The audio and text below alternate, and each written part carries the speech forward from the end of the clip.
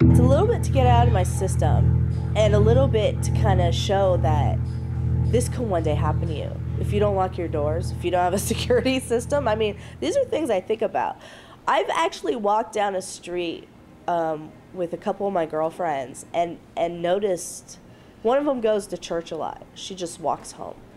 I watch a lot of horror movies. I've got a stun gun on me, I've got a knife, and I've got pepper spray in my purse. I'm not kidding, because I look around everywhere, but a lot of women don't. So it's like, what would happen if you weren't looking around?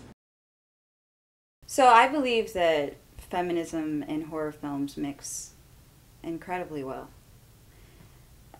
Some people might be put off by the typical slasher film, which is only one subgenre in this giant horror genre, which is the second highest selling genre, and the first one is pornography. So a lot of people watch horror movies, and it's not just 14-year-old boys. And especially now, more and more women are not only making films, but they're watching films, specifically horror films. A poll just came out a couple years ago, and women are taking up about half of theater audiences going and seeing horror flicks coming out in the theaters. So I think that horror films are really here to exploit this feeling of complete loss and separation from, I'm non-denominational, but separation from God or from the universe, this feeling of isolation, and that you can't escape, and that fight or flight feeling. Like we have to wake up every single day and experience life, whether we like it or not. And so when we're put in that situation, it's whether we like it or not. So I think that women watching films and being a feminist and making horror films, it just works so well together, because feminism is about supporting women and believing in women, and that both genders are completely equal.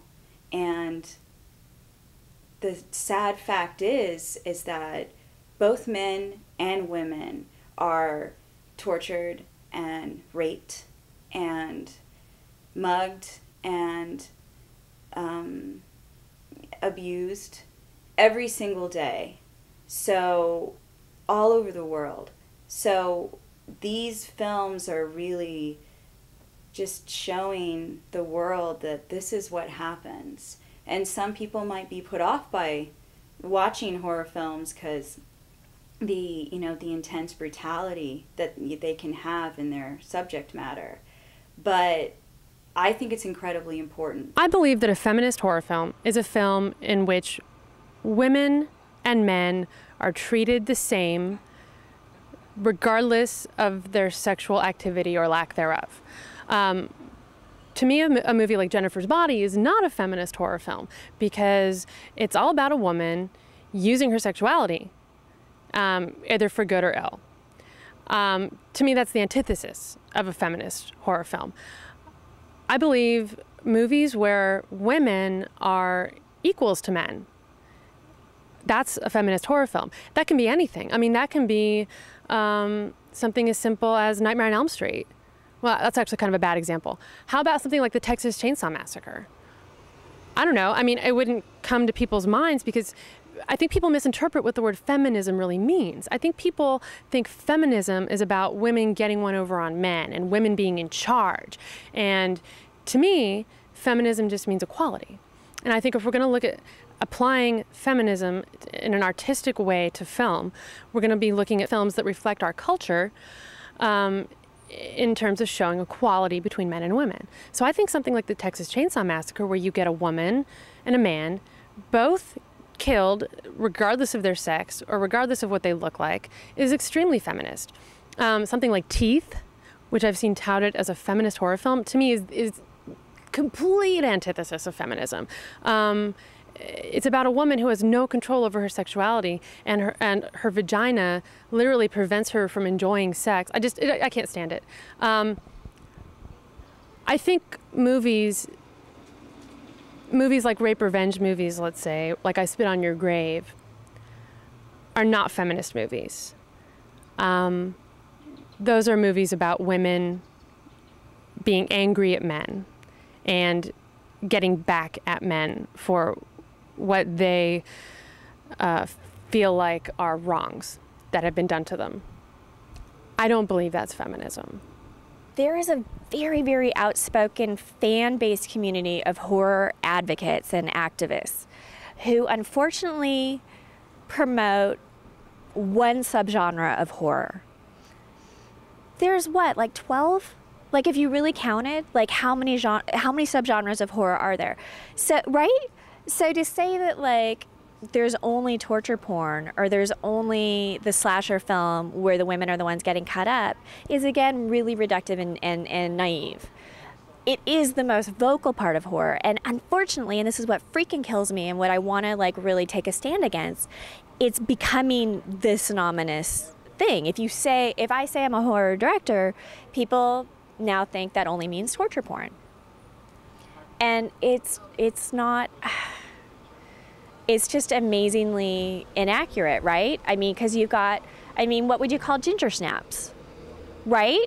And was there any drama that came out that year or the year of ginger snaps too that was as feminist, as interesting, as provocative an analogy for what women face in society and their individual hurdles and their confusions and their, it's not black and white.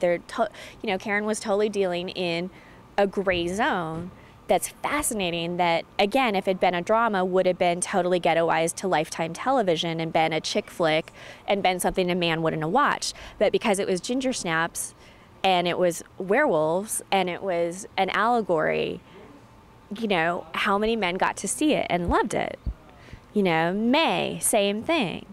These are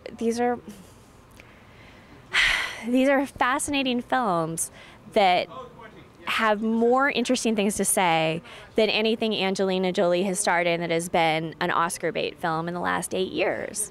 And that's, that's because it's in this genre that has a little more freedom and to explore ideas, right? So it's really difficult when you're in that genre and wanting to play in that genre and trying to describe it to other people, and people shut you down not even knowing what they're shutting down. I identify as a feminist, and I'd studied a lot of feminist criticism in grad school. It's funny, I was thinking about this on the way out here, that when I first moved here, I had studied so much film criticism, and I had written all these papers on film and TV, and like using, Judith Butler, and like thinking about all these things. And when I came out to LA, I had these very high hopes, and I was like, I'm only going to take roles that show really, empowered women and all these ideas, and, and the things you can't even control, with the camera angles and all that stuff. I was like, I won't be in any of those movies. It took me about a year to drop all that stuff. And I definitely still identify as a feminist, 100%. It's just that things are not as black and white as they seemed to me when I first came out here. And became more, for me, about doing things I was proud of, doing things creatively I wanted to do, and doing things I found interesting. I go to the movies to be entertained. And yes, I appreciate a strong woman, but I think it was Julianne Moore who said that she doesn't always have to play strong women. She can play weak women sometimes. And because it's still about entertainment, it's still about making people question. And I think that that's what we're here to do. I think we're here to show all kinds of women. And I don't know if it's different as an actress because, I know what you mean. You want to empower women, but then at the same time, some of the best stories, it's like showing the real truth. Sometimes you need to play weak women, but yeah, and it's being an actor is hard, and I hate to complain about being an actor because I've been very fortunate, and Kathy has too, and we have come out here and done pretty well. But it's hard to get parts, and horror movies are a place where you can really start with no resume, and people will let you have that creative power. The first place I felt like anybody gave a shit about what I do. Can I say shit? Yeah. Okay.